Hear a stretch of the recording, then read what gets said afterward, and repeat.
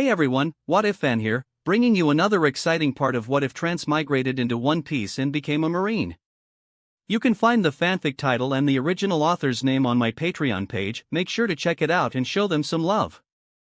If you enjoy the video, don't forget to like, subscribe, and ring that notification bell so you never miss an upload. Also check out my Patreon channel for early releases of all the series, where you can find all the series released one day ahead of YouTube. Alright, let's jump into it. Chapter 71, Timely Reward. Task: Learn Haki Basics, Kenbunchaku plus Busashoku. Time limit: 2 years. Status: completed. Reward: 10.0 Haki points plus 2.0 free attribute points. Viewing the notification, Blaze was beyond excited. The reward came at a perfect time just as he was feeling lost. Accepting the reward, he checked his status panel. Name: Blaze Hunt. Occupation: Marine. Constitution: 41. 2. Devil Fruit Potential: 36.4. Haki: 15.3. Items in storage: none. Free attribute point: 2.0. As soon as he accepted the reward, there was a change in his spiritual level. His spiritual energy improved a little while some of his doubts regarding Haki unraveled themselves. Amazing! Blaze clenched his fist, feeling his control over Haki. The Haki attribute point improves his Haki control, reserve, and strengthens his spiritual energy. But it won't help him in unlocking the techniques. For example, he can't see the future with his observation Haki just by raising his Haki points. He can only comprehend them by himself with training. Blaze then checked his attribute panel. His Haki attribute had increased from 5.3 points to 15.3 points. Yes, before accepting the reward he had 5.3 Haki points. The sudden reward of 10 Haki points came at the right time. With this, he will have an easier time learning some advanced concepts of Haki from Magnus. The next day. How did you do it? Magnus asked with a dazed look. He couldn't believe his eyes, seeing Blaze control his Haki. His Haki control improved by a notch in just one day? How is it possible? Magnus racked his brain but couldn't find the answer. He finally sighed. I'm getting too old. Blaze didn't answer his question but simply scratched his head and looked clueless. Magnus didn't pry any further. You said you can only stay here for another 15 days, right? Yes. It's not enough for you to learn all the techniques in such a short time. You can understand them and practice in the future. Let's start with armament Haki. You already know how to coat your arms with Haki, but you don't understand them completely. For example, a good Haki user would know how much Haki he should apply to his arms. Like I already said, armament Haki drains one's Haki faster. Saying this, Magnus raised his arm and coated it with Haki while his right fist turned dark gray. Watch my fist carefully. Blaze with his observation Haki noticed Magnus channeling more Haki to his fist. His arms blackened further and soon turned dark purple. The next moment, purple arcs sparkled around his fist like lightning. What astonished Blaze is the amount of Haki gathered around his arm. It was imposing. He was sure, just a blow from that fist will pulverize him to the ground. I have a long way to go. Magnus didn't stop there. He began to teach him about various advanced applications of armament Haki like emission and internal destruction. Blaze listened carefully and imprinted the words in his mind. After explaining about armament Haki, Magnus moved to observation Haki and then conqueror's Haki. Another 15 days flew by. Blaze learned many things about advanced forms of Haki from Magnus, but he needs time to practice and master them. He's still a rookie when it comes to Haki. Even so, he's not the same person who came to this island 2.5 months back. He has grown physically and spiritually while his strength soared to a new height. Blaze plans to leave the island today. He still has another 15 days before he had to report to duty. But he wants to take some time off and relax. He has been constantly doing something without any rest. It's been 2 years since he came to the world of One Piece, but he hadn't slacked for a single day. Blaze said goodbye to Magnus before departing from the island. He knew old man Magnus didn't have much time, but he will surely come back before his time is up. As a parting gift, Magnus gave him a small notebook. I copied everything I know about hockey.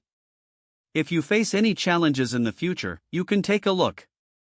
Accepting the notebook, Blaze turned around to leave. But he suddenly stopped in his tracks and glanced back at Magnus before stating, "This time, I will definitely claim the title of the strongest man in the world. After that, I will come and visit you again." Saying this, Blaze leaped high in the air and soon vanished from Magnus' sight. Hearing his statement, Magnus just shook his head. He knew how hard his goal is, it won't be easy. Still, he believes Blaze can do it as he watched him create miracles with his own eyes. He always knew Blaze is no ordinary man. I believe we will meet again before my time runs out. After leaving, Blaze went to the nearest human-inhabited island, and from there he boarded a merchant ship that sails towards the red line that separates East Blue and Grand Line. The journey was slow and relaxing as the ship stopped at the various islands before cruising towards the destination. It took him 10 days to reach the red line. From there, Blaze crossed the red line and reached Log Town, which is few kilometers away from the reverse mountain. How would Blaze miss the chance of visiting the town of beginning and end? After all, it's the hometown of Pirate King Roger and where he was executed. Furthermore, he was supposed to take charge from the Log Town Marine Base.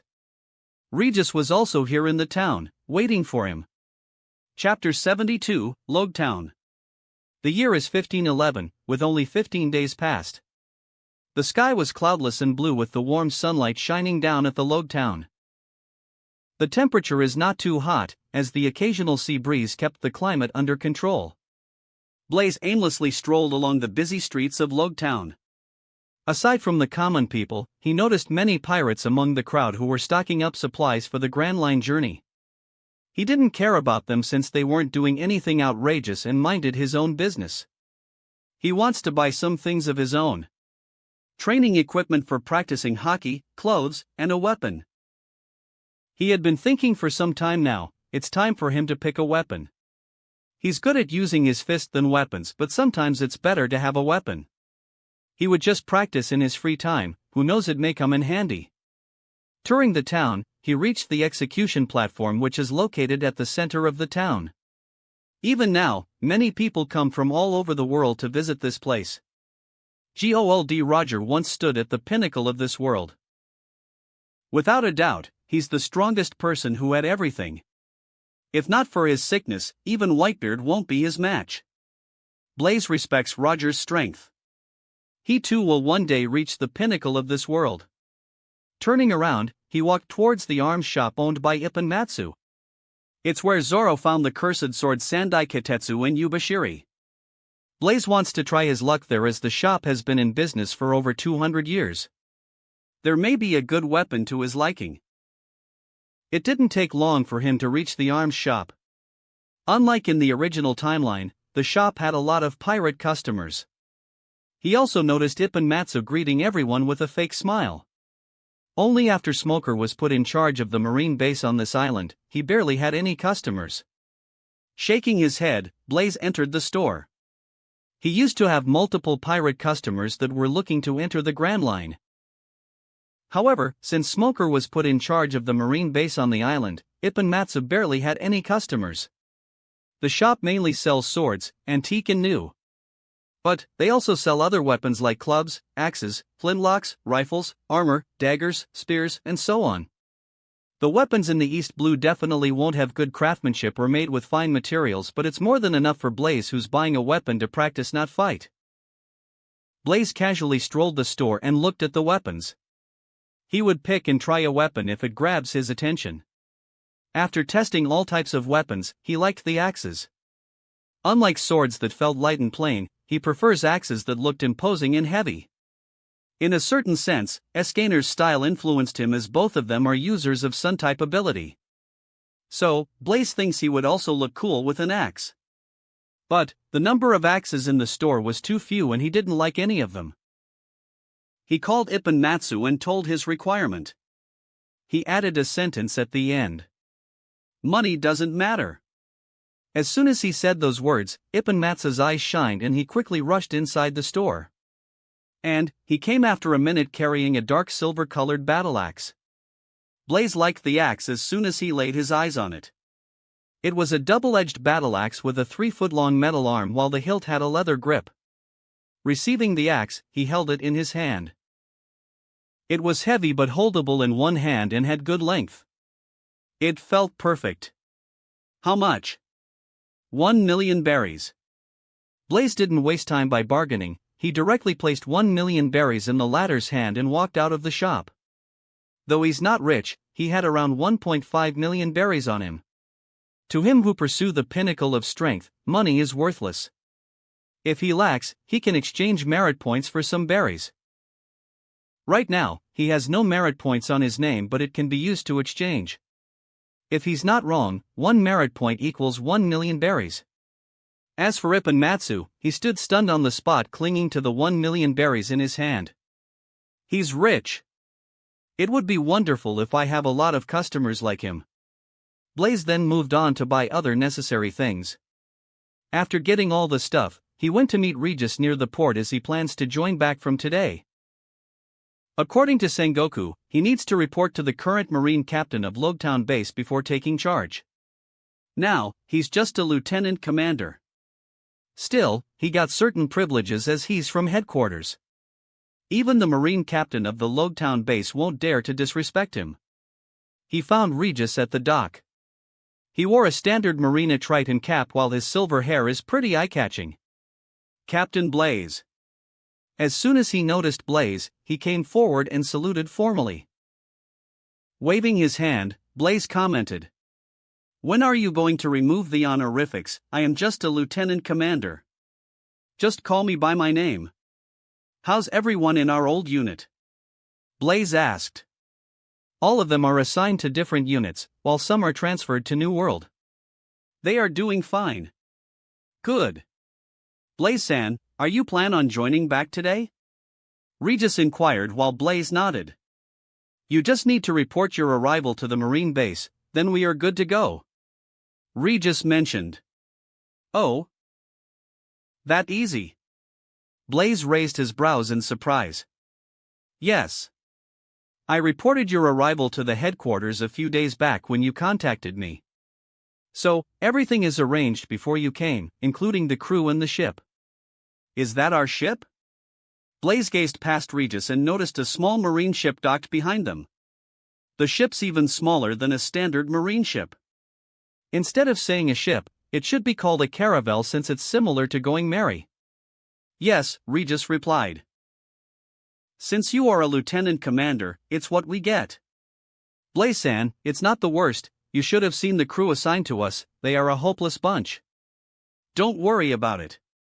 It's East Blue, weakest of all the blues, so it doesn't matter what kind of marine soldiers are designated to our ship. Chapter 73, Natural Energy. Next day. After formally reporting his arrival in the Marine base, Blaze boarded the small marine ship assigned to him and met the hopeless bunch that Regis mentioned.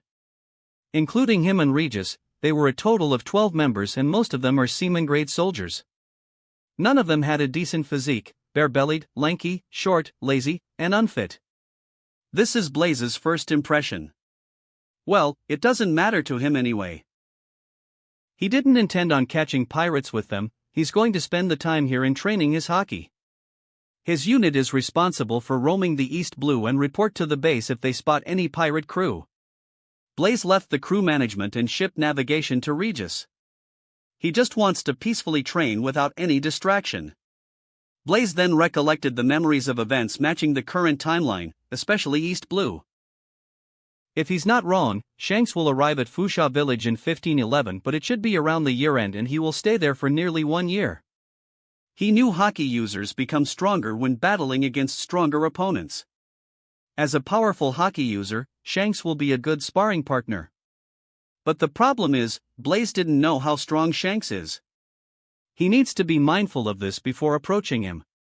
He has more than 8 months in his hands before Shanks arrives at the East Blue. It's up to Blaze to decide how much stronger he will become. If he works hard, he may stand a chance against the latter. Aside from Shanks, he remembers Kuina's death.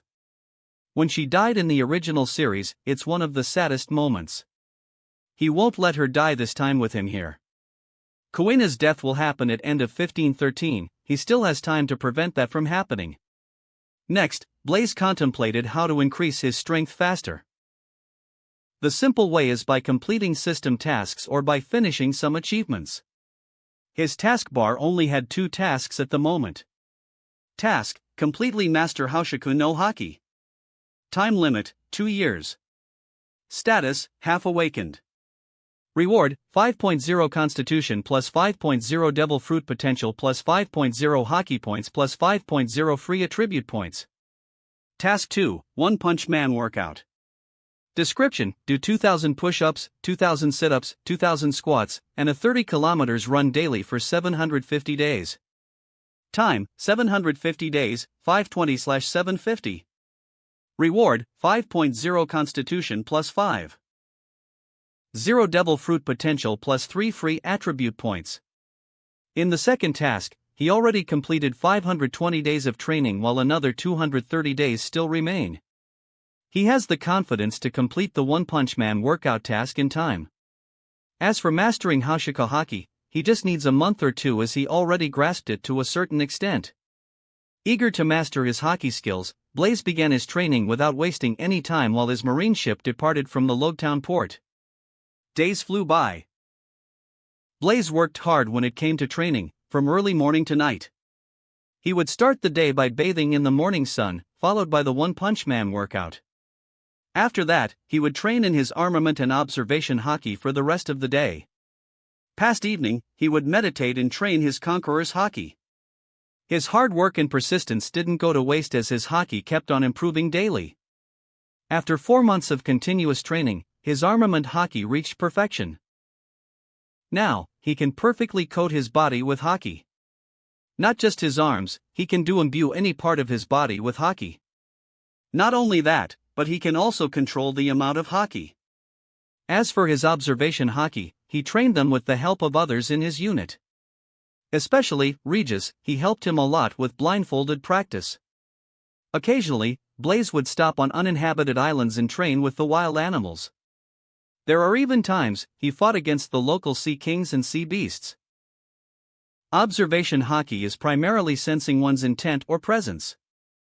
Intent can only be felt when someone shows some kind of action or emotion, while sensing presence is difficult.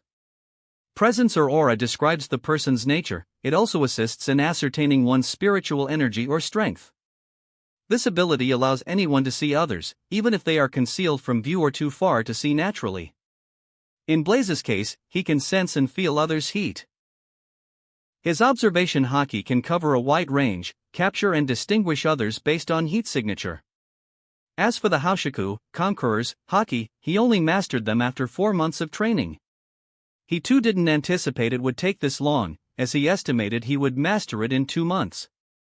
But the real surprise came after he mastered his observation Haki, when he suddenly sensed a different kind of energy in the surrounding during his meditation.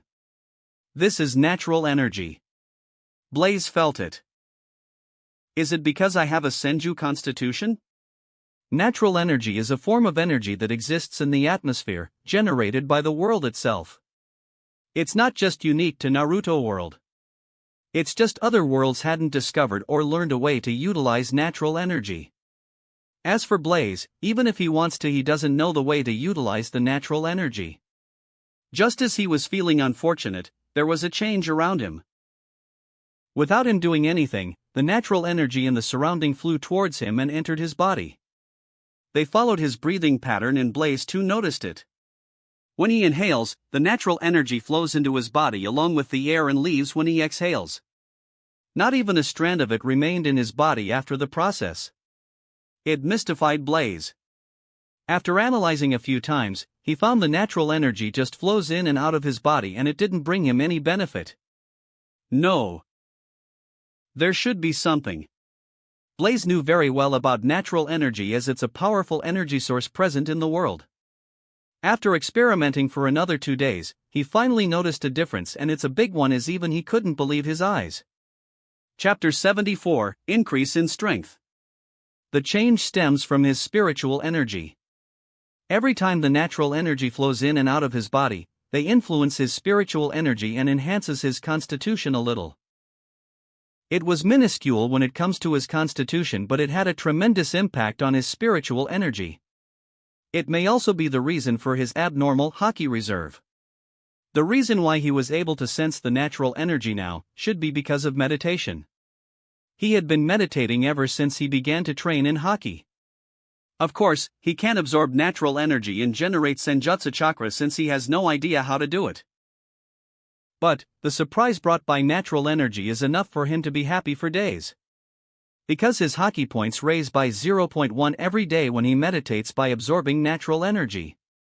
There was a huge change in his status panel after he mastered his Hoshiku Haki and completed the task. Task: completely master Hoshiku no Haki. Status: completed. Reward: 5.0 Constitution plus 5.0 Devil Fruit Potential plus 5.0 Hockey Points plus 5.0 Free Attribute Points. The reward completely changed his attributes and elevated his combat strength to another level. A few months back his attributes were like this. Hockey, 15.3. Constitution, 41.2. Devil Fruit Potential, 36.4. Every week his Constitution attribute increased by 0.2 points while his Devil Fruit Potential attribute increased by 0.1.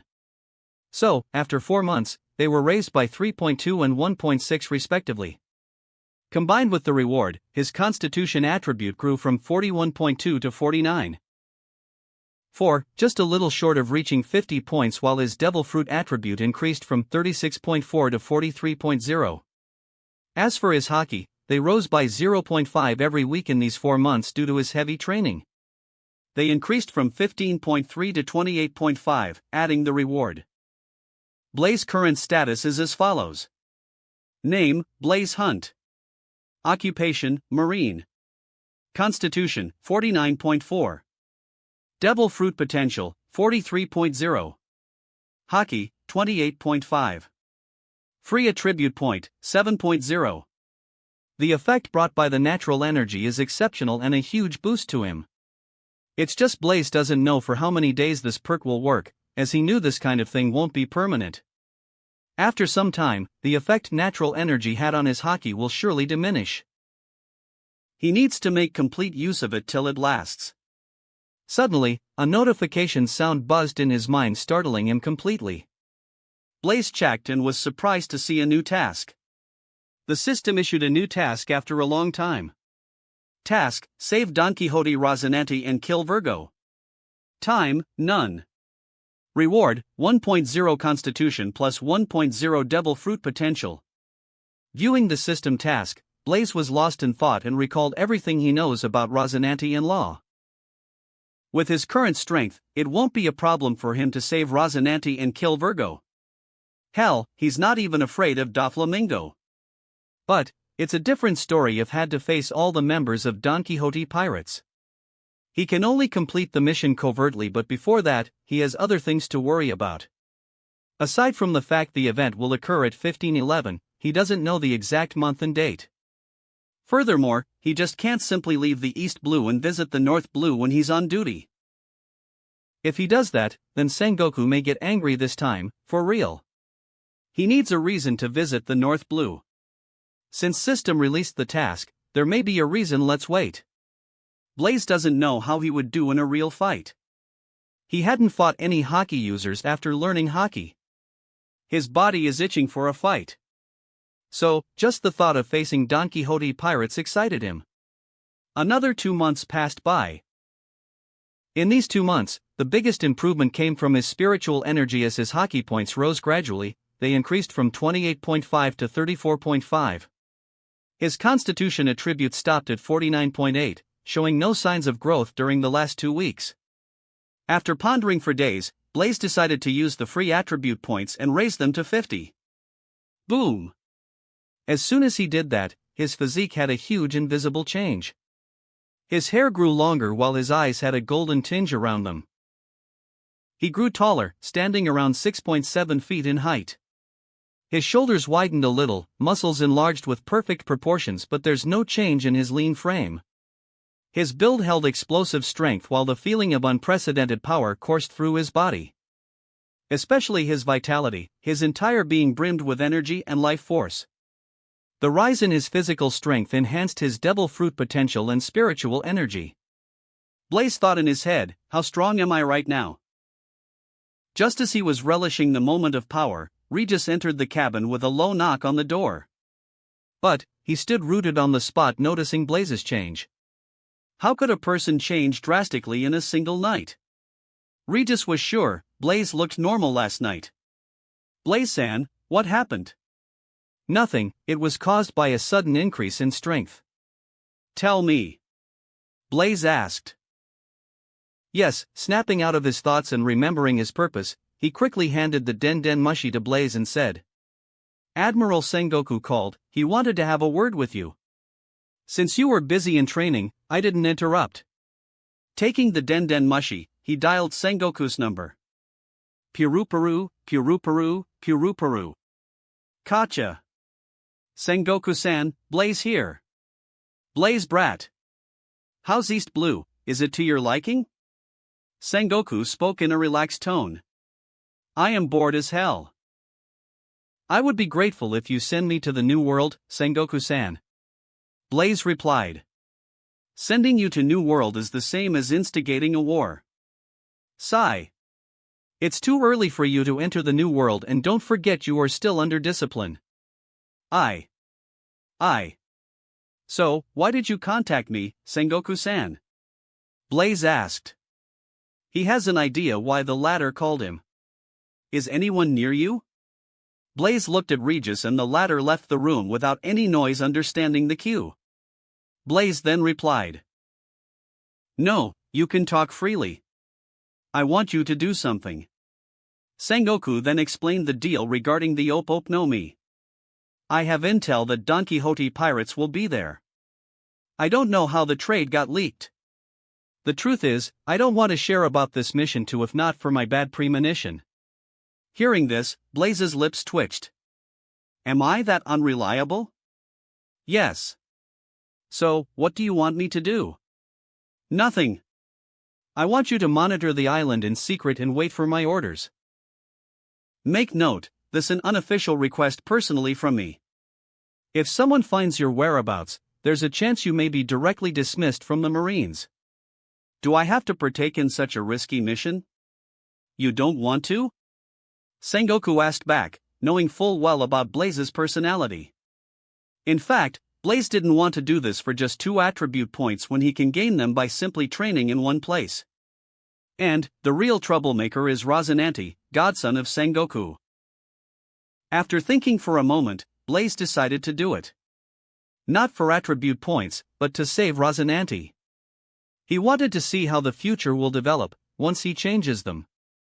It's going to be entertaining, to mess with Doflamingo. I will do it. Blaze replied while Sengoku updated him further about the details. The trade will happen 2 weeks from today. Reach the location a week before and monitor the situation, covertly. Okay. Chapter 75, Rosinante in Law. Minion Island. A week passed. As agreed by Sengoku, Blaze reached the island decked in ordinary civilian clothes. Everything below his eyes is covered by a light gray scarf, perfectly concealing his facial features.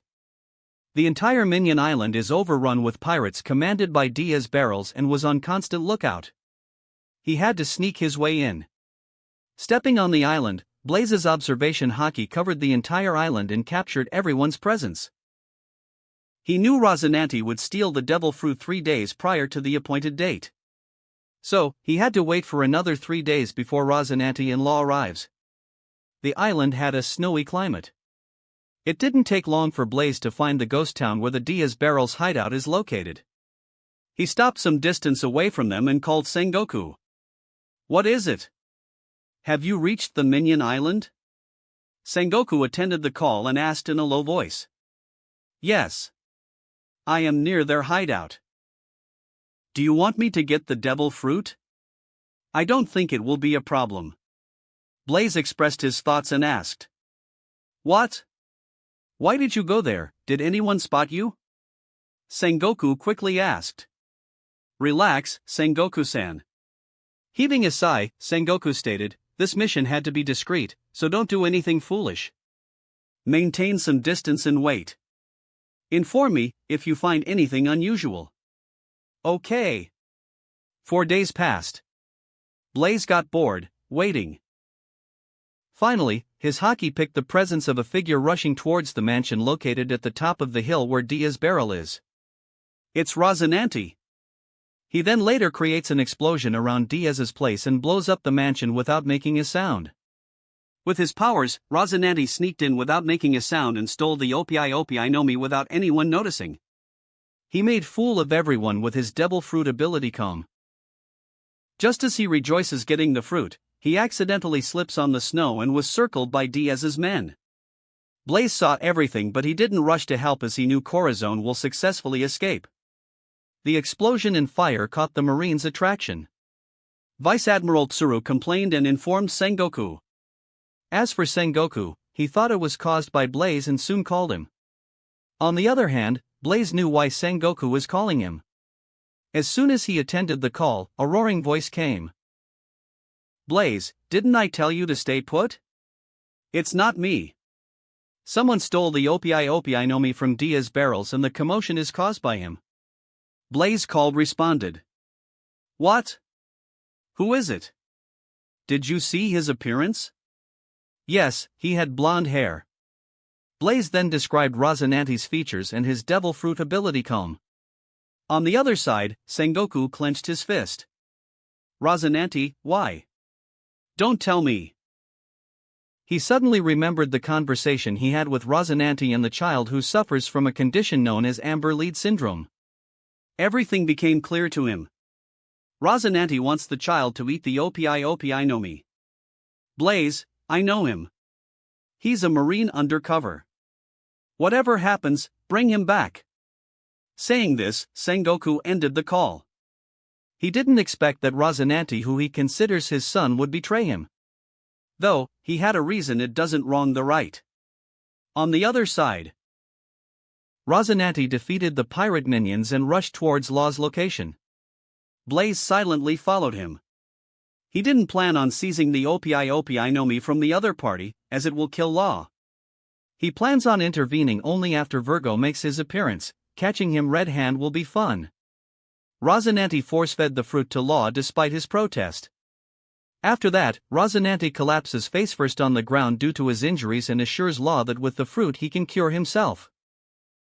Under Rosinante's persuasion, Law with an intelligence letter in his hand left the area to deliver it to the Marines and ask for help.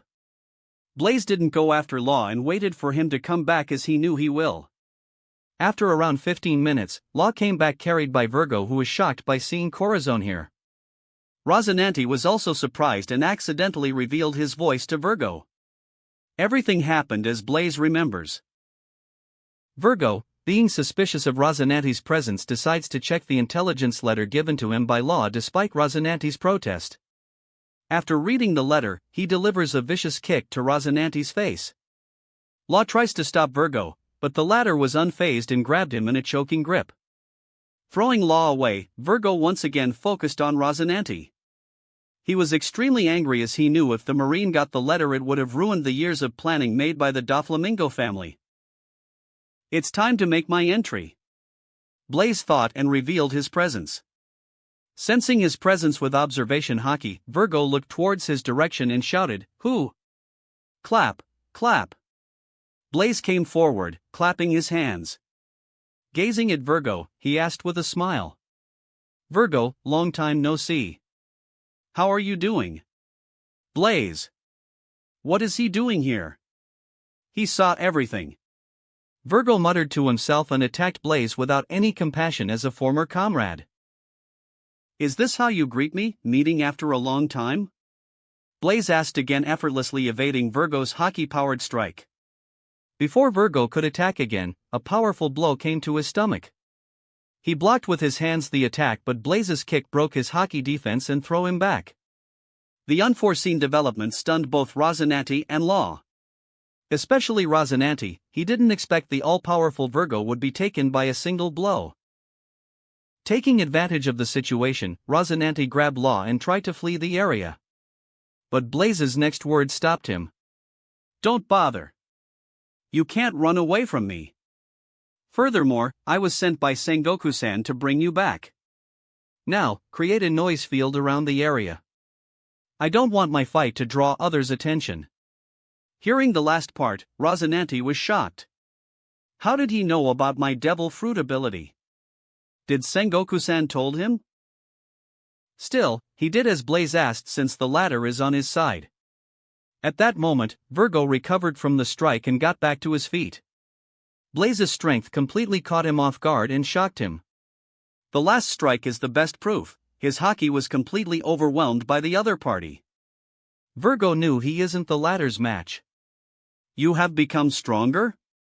Virgo commented. Unlike me, you were always strong but hiding it. Only today I found the reason for it. Blaze lied without any change in expression. Chapter 76, Virgo's Death and Doflamingo. Come. Virgo of the Don Quixote Pirates, show me your full strength. Don't disappoint me. Blaze got fired up while his fighting spirit soared.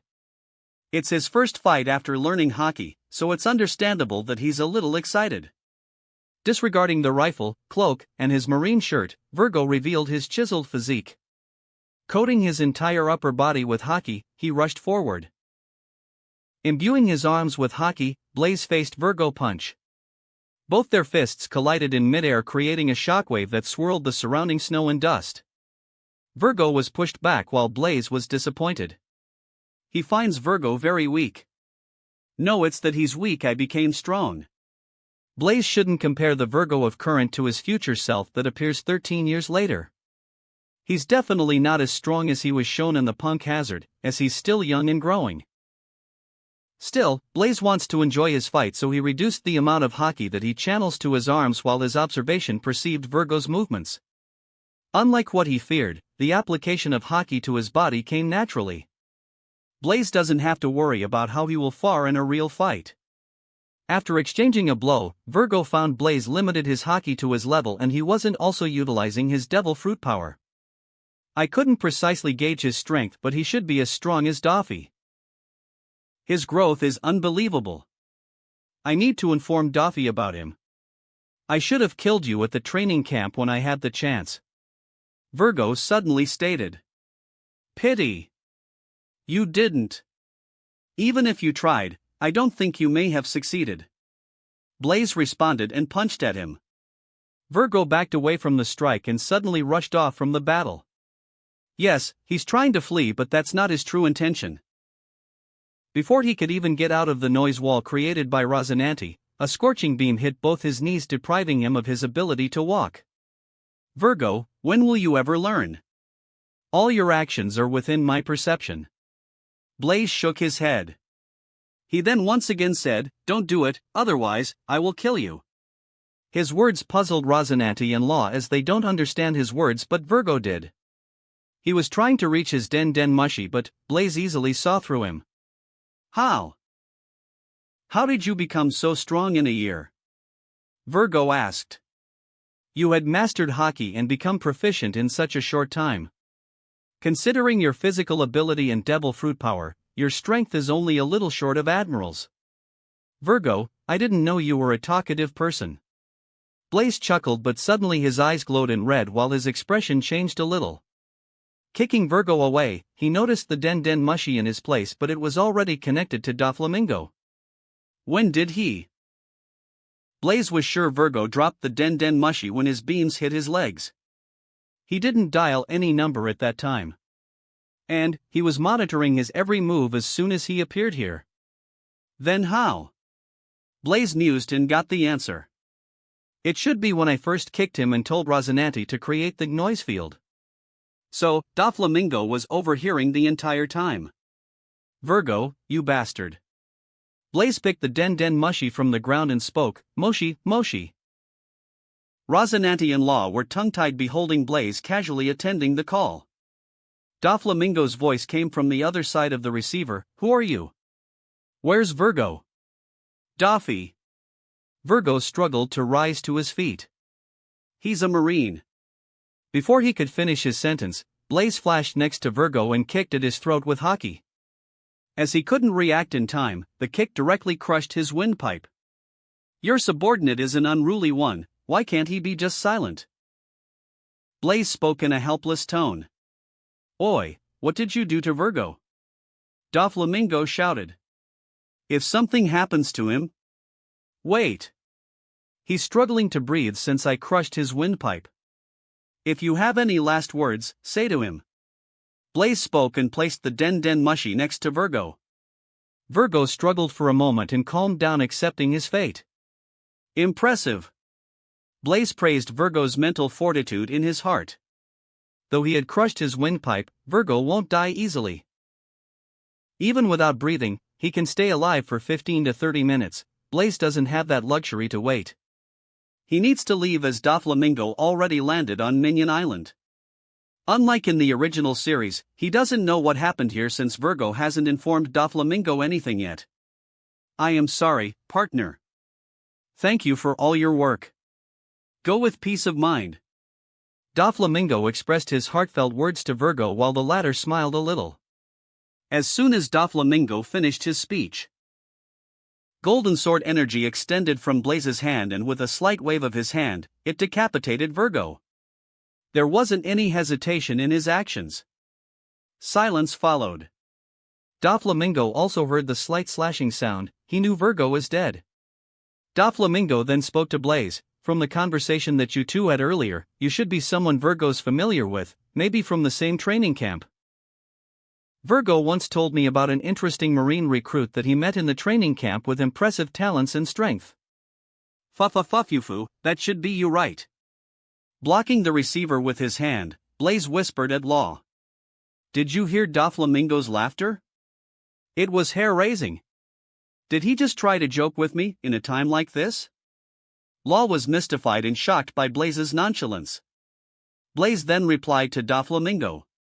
Yes. You don't have to guess my identity. If you had asked me, I would have told you. Listen carefully. My name's Blaze and I am Lieutenant Commander of the Marines from East Blue. Is it enough or you want me to spell my age, sex, height, and other things? Wait, you are in Minion Island, right? Let me send you a small gift before I leave. Gotcha. With that, Blaze ended the call. Looking at dumbfounded Rosinante and Law, let's go. Don Quixote pirates had already landed on the Minion Island. They will be here any moment. Didn't you just pick a fight with Doflamingo? Why do you want to run now? Law asked in a perplexed voice. Blaze didn't answer his question. He picked Law, Rosinante, and ran away from the island center. He can indeed fight Doflamingo, but Sengoku warned him that he shouldn't reveal his identity. In fact, he's itching for a fight. But today's not the day, and he's not strong enough to face the Don Quixote pirates all by himself. But it's highly inappropriate to leave without sending a little gift. Chapter 77, Dragon Dive. On the other side of the island. As soon as Doflamingo and his family landed on Minion Island, they were confronted by the pirates under Diaz barrels. But all of them were killed by Don Quixote pirates. At that moment, Doflamingo had an unsightly expression. Treble, who's next to him, spoke at the moment. Virgo was killed? Doffy, he's not much weaker than us.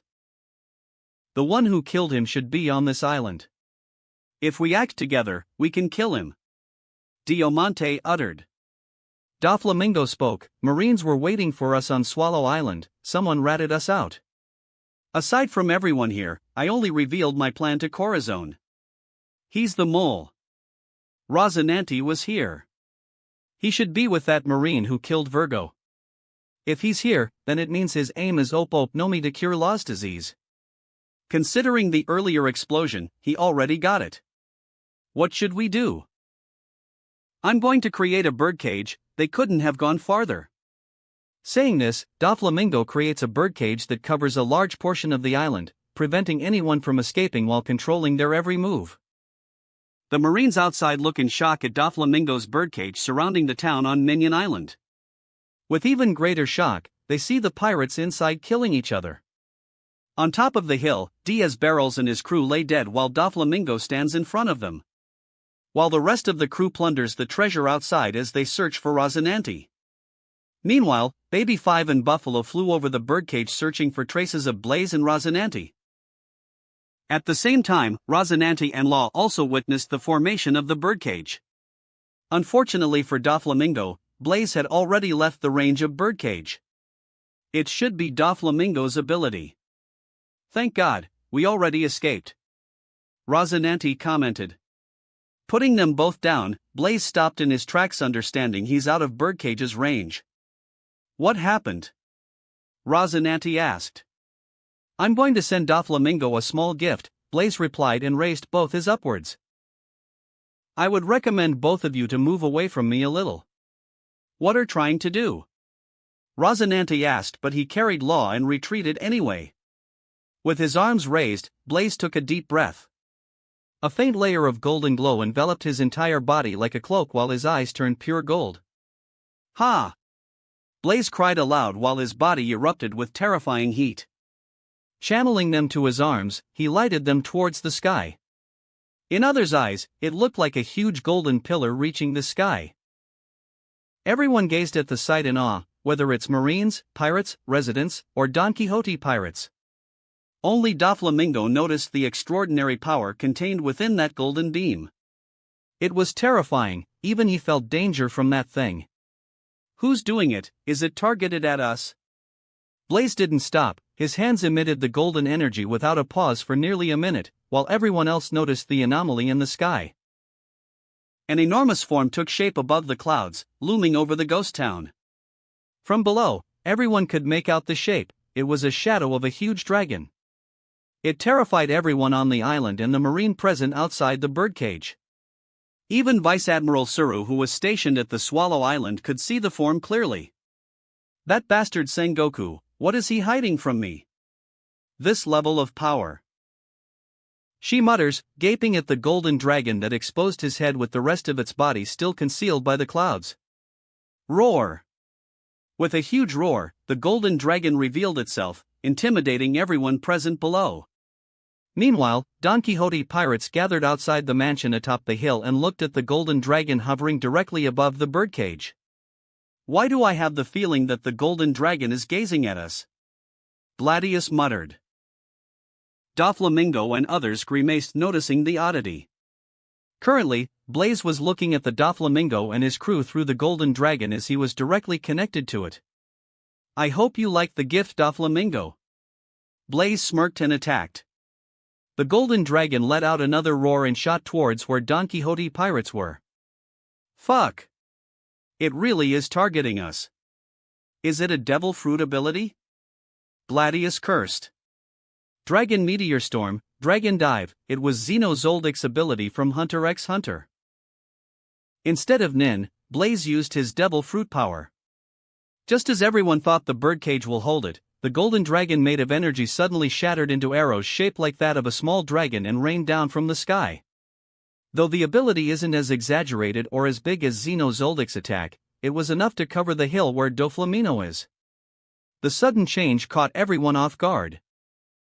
Before they could react, the attack was already above them and it covered a wide area, completely blocking their escape route.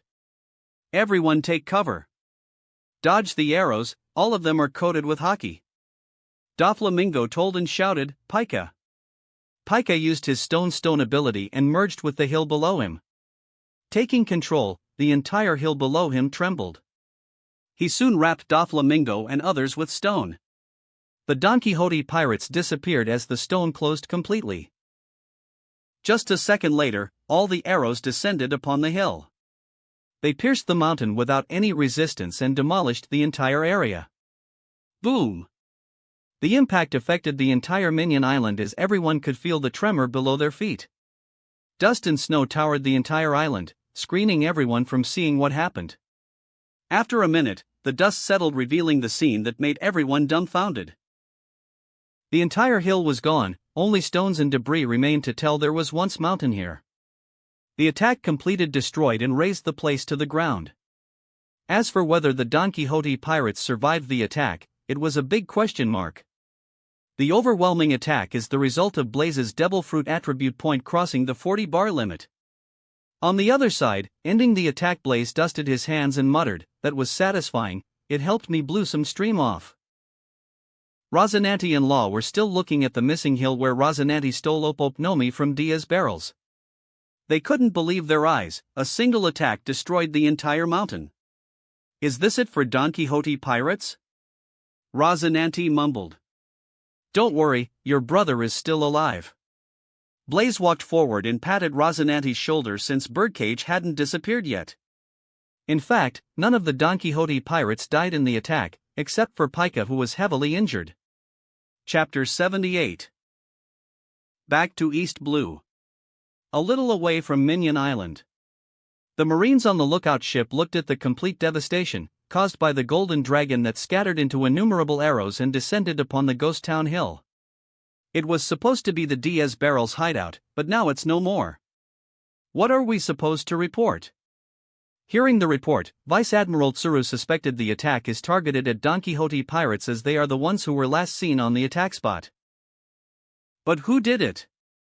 She had no idea. And, the scale of the attack is too powerful. It only annoyed her further, as nothing is going according to the plan.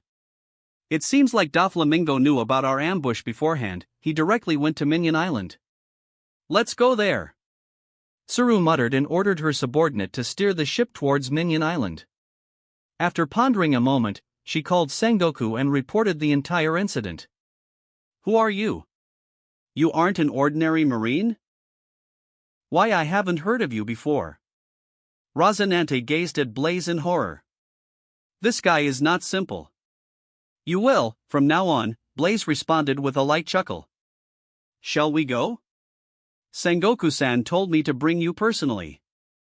As soon as he asked, Rosinante kneeled without any hesitation and begged.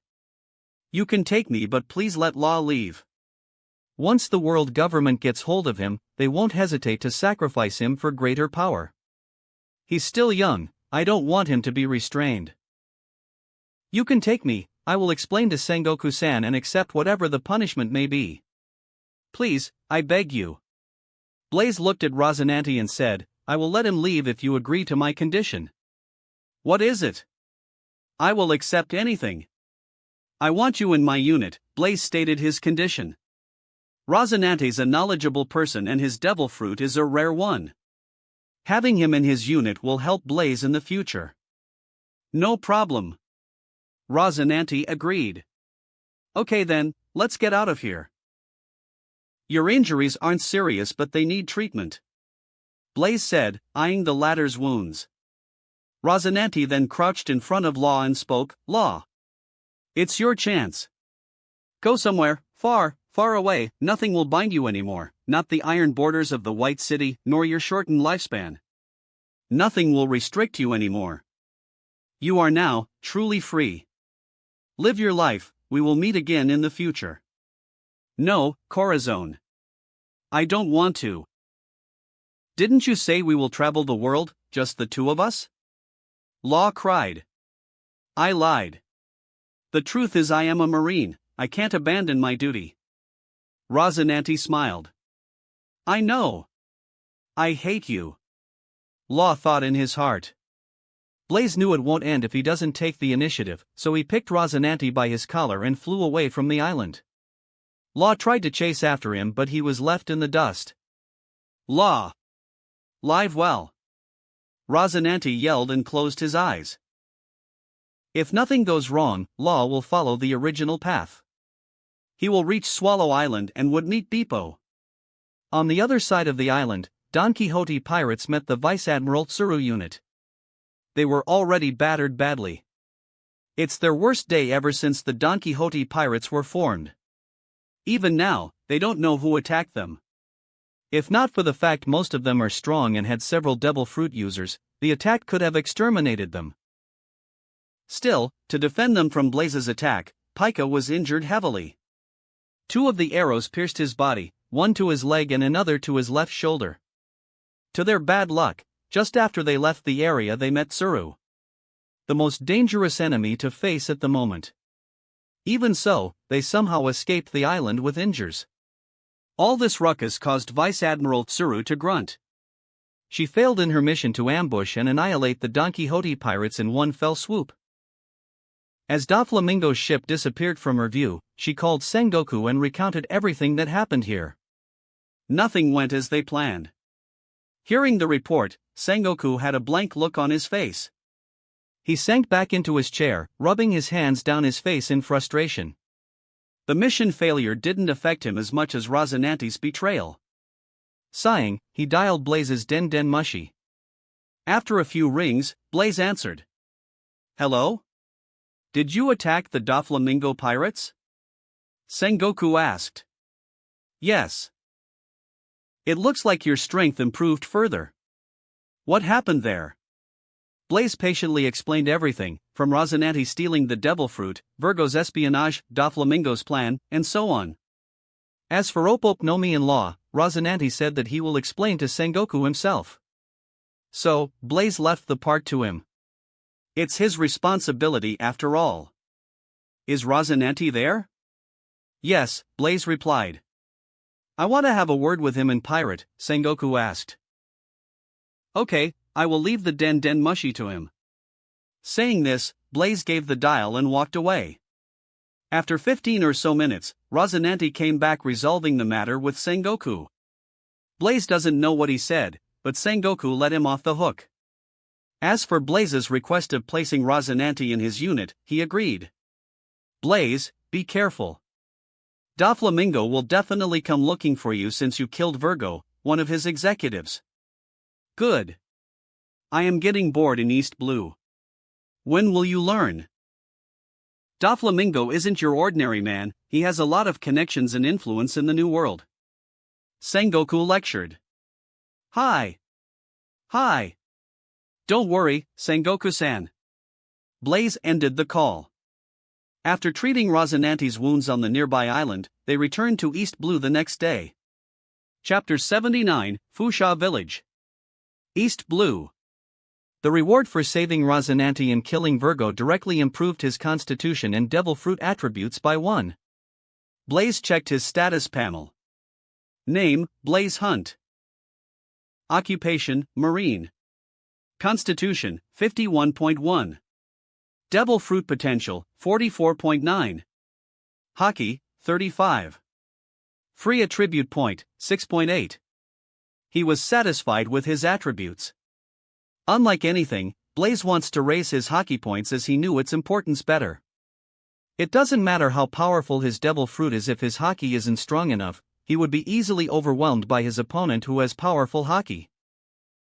Reaching his ship, Blaze introduced Rosinante to Regis and went to his cabin to freshen up and rest, as he hadn't slept properly for nearly a week.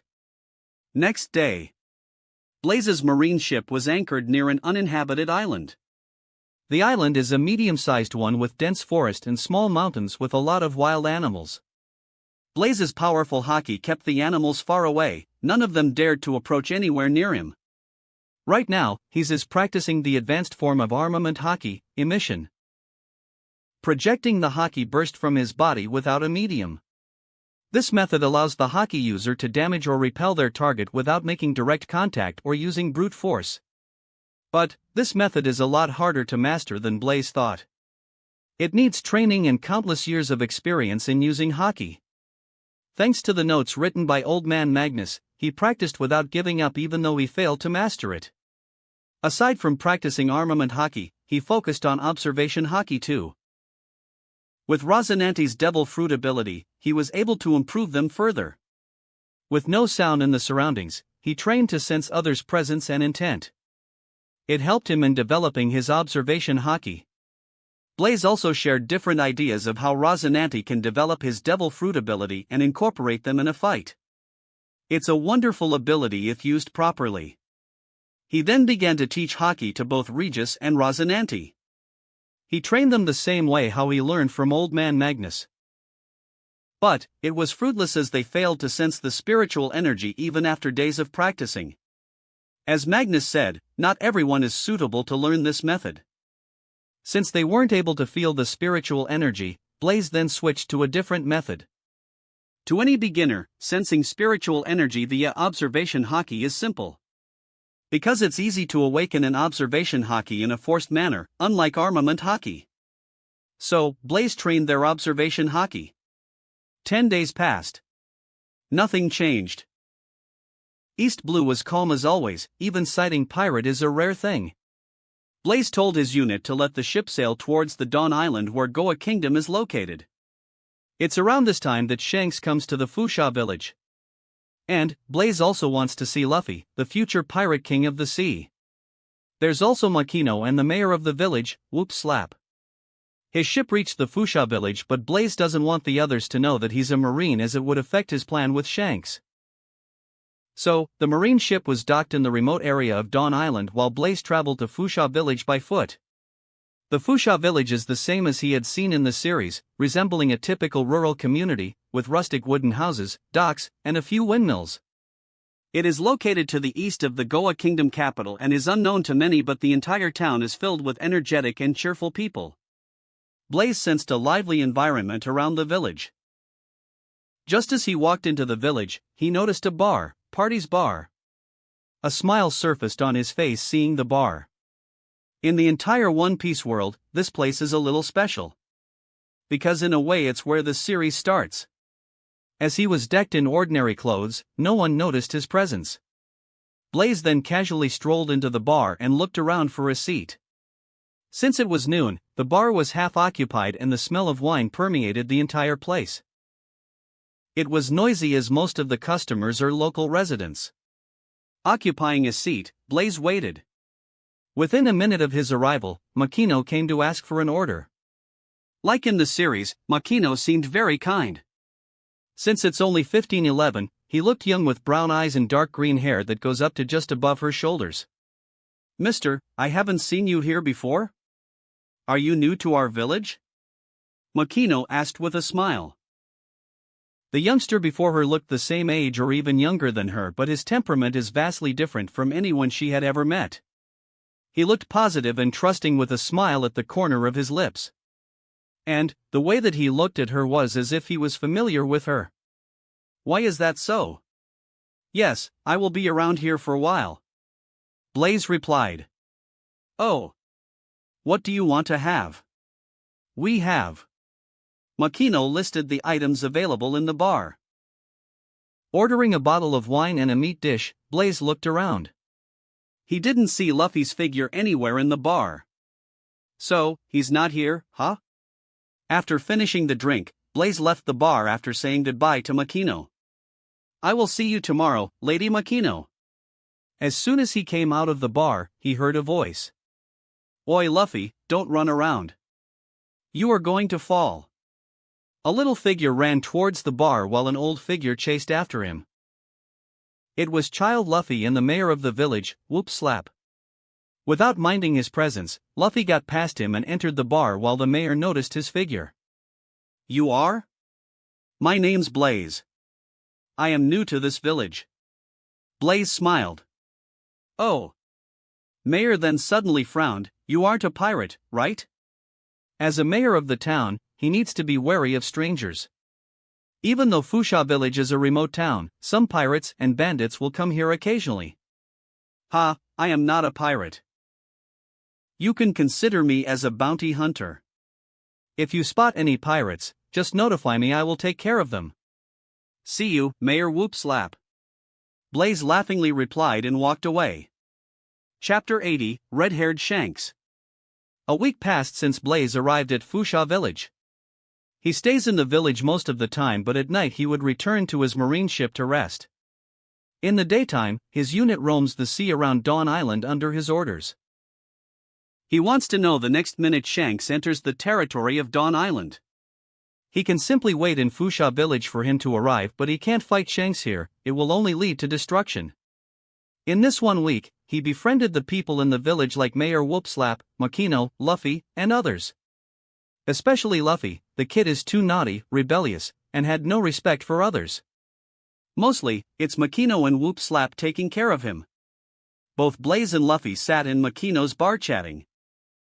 Makino gave Luffy milk while Blaze enjoyed his wine. The 6-year-old Luffy asked. "Blaze, you said you are a bounty hunter, right?" "You can think so, Blaze responded. I am going to become a pirate in the future. If you try to catch me, I will defeat you with my punch that's as fast as a pistol. Luffy balled his tiny fist and showed a punching action. Oh! Blaze looked at Luffy and simply flicked his forehead with haki, causing him to groan in pain. Ah! It hurts. How can a flick hurt so much? You are 1,000 years too early to talk about defeating me, grow up first. Blaze snickered and gulped the remaining bottle of wine. Observing their quarrel, Makino laughed. Blaze learned one thing after interacting with Luffy for a week. His dreams of becoming a pirate didn't arise from Shanks, it was there in his heart, but Shanks losing the arm for him seems to be the trigger. At that moment, Blaze's Den Den Mushi suddenly rang, disrupting his thoughts. He noticed the call is from Regis. Picking it up, he heard the latter's voice. Blaze-san, it's the pirate ship you wanted me to watch out for. Their Jolly Roger is the same as what you described, skull with a pair of crossed swords behind it and scarred left eye socket. I can also see the red-haired Shanks in the deck along with his other members. Without a doubt, they are the infamous red-haired pirates. Regis reported. Where are you right now? Blaze asked, rising to his feet. 10 kilometers to the north of Fusha village. I am coming, don't engage them, Blaze said and ended the call. On the other side. Regis smiled bitterly. I won't dare to attack them. He knew very well about the red-haired pirates, even though they are mostly low-key, there are times their names also resound throughout the world. At the same time, red-haired pirates also noticed the marine ship in the distance. Boss, should I take care of them? Lucky Roo asked, biting a large chunk of meat. Leave them. They are just ordinary marines, they pose no threat to us. Besides, they aren't even attacking us after seeing the pirate flag. Shanks responded, waving his hands. It seems like someone on the ship recognizes our Jolly Roger. Then Beckman spoke, inhaling his cigarette. Ha ha ha. Our name reached even to the East Blue, the peaceful of the four seas. Yasop laughed. Fusha village. I will see you later. Saying this, Blaze's body flickered as he utilized his Saru. The next moment, his figure disappeared and reappeared outside of Makino's bar. Makino and Luffy couldn't even react before Blaze disappeared again. Luffy's eyes shone odd by Blaze's speed. Oh! So cool! Makino, did you see? Blaze just vanished. Yes. Blaze zoomed through the air towards the location with incredible speed. He was excited just thinking of meeting Shanks while his fighting intent soared to the sky. The Shanks of now shouldn't be as strong as he was when he becomes an emperor. He only becomes a Yonko around 15-18. Right now, his strength should be between the level of Yonko commander and admiral. It may also be the reason why he decided to take a break and made East Blue his base for over a year. He needs time to train and improve his hockey level. But, all of these are just Blaze's guess. Shanks and Dracul Mihawk duels were said to echo through the whole Grand Line, even before he came to East Blue. Meaning, he was already very strong. How strong is Shanks now really? Blaze doesn't know. He can only tell after fighting him personally. It didn't take long for Blaze to cover the 10 kilometers distance. In a matter of seconds he arrived at the location. As soon as he spotted the red-haired pirate ship, his hockey burst out. On the ship, Shanks's crew immediately went into full alert, sensing the powerful hockey. Shanks stepped in front of his crew and waved his hand. You guys, get back. He's strong. Shanks looked the same as he was shown during the start of the series, tall as Blaze, standing close to 2 meters, distinct red hair, tan complexion, and a secondary trademark, a scar mark over his left eye. He wore Roger's straw hat and decked in a simple white shirt and blue shorts, while his orange waist sash held a green hilted saber. Sensing Blaze's fighting spirit and hockey, his hands rested on the tilt of his sword, ready to unsheath at any moment. Shanks! Blaze's eyes shone. Torrents of air gusted out in every direction as Blaze's conqueror's hockey exploded. It was like his willpower triggers with his fighting spirit. A new discovery. It can be used to control his conqueror's hockey. Blaze didn't waste his time trying to strike a conversation, he simply clenched his fist and punched. It was a sheer punch made of physical strength and nothing more. But it had to be noted Blaze's constitution broke past the 50-bar limit. So, his punch caused the air around him to shatter and boomed towards the red-haired pirate ship.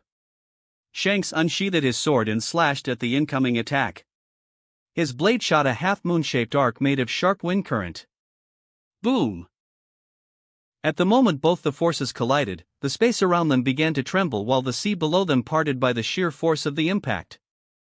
The attacks did not immediately dissipate as both their conquerors' hockey took charge and clashed in mid-air, trying to win over the other. The Clash of Kings. The resulting force altered the shape of the surrounding area as visible cracks appeared in the air. Blaze's willpower took the form of golden sparks while Shanks' hockey looked fiery red. Regis and Rosinante, observing the fight from a fair distance, were pushed back while other marine soldiers on board were completely knocked unconscious. On Shanks' side, his crew was able to hold the ground unaffected by the willpower as if they experienced the Haushiko Haki countless times before. That wraps up this part of What If Transmigrated into One Piece and became a Marine. Thanks so much for listening. As always, new parts drop every 4 days, so be sure to stay tuned. Also check out my Patreon channel for early releases of all the series, where you can find all the series released one day ahead of YouTube. If you enjoyed the video, don't forget to like, subscribe, share it with your friends, and please consider supporting the original author as well. See you in the next one.